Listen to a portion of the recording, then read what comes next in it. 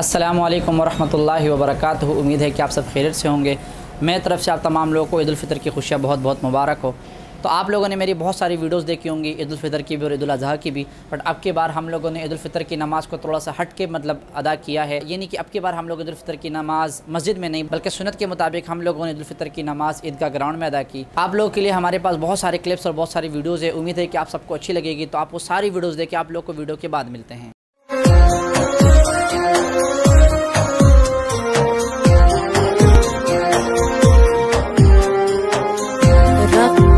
عيناي شوقا ولطيبة ذرفت عشقا فأتيت إلى حبيبي فاهده يا قلب ورفقا صل على محمد السلام عليك يا رسول الله السلام عليك حبيبي يا نبي الله السلام عليك يا رسول الله السلام عليك حبيبي يا نبي الله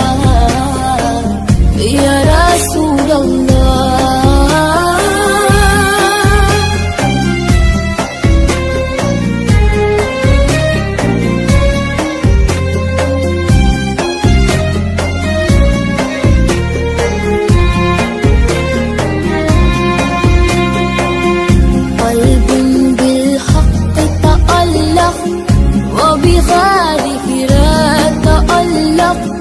يبكي يسأل خالقه فأتيه البحر وأشرق اقرأ اقرأ يا محمد السلام عليك يا رسول الله السلام عليك حبيبي يا نبي الله السلام عليك يا رسول الله السلام عليك حبيبي يا نبي الله يا رسول الله.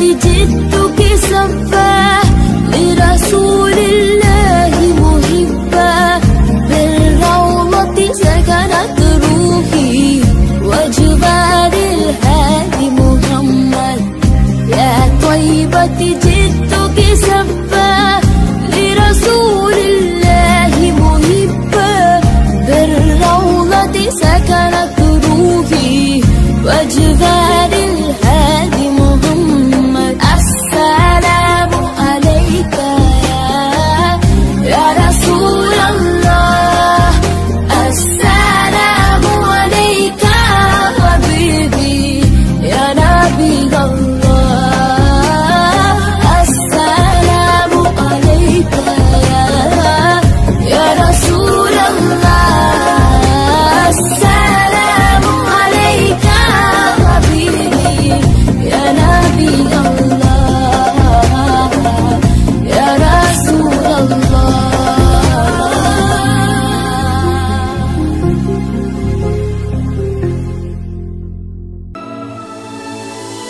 محمد نبينا بنور هدينا من مكة حبيبي نوره سطع المدينة صلى صلاته حلى بصفاته يا بخت اللي في ظله ماشي يشفع له في مماته محمد نبينا بنور هدينا من مكة حبيبي نوره سطع المدينة صلى صلاته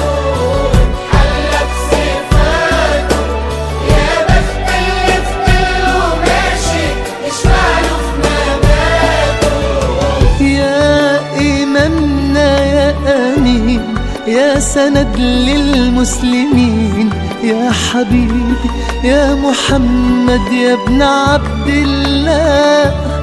تمت الرسالة تمام والحبيب مسك الختام، طول حياتي وفي صلاتي بدعى أصلي وراه.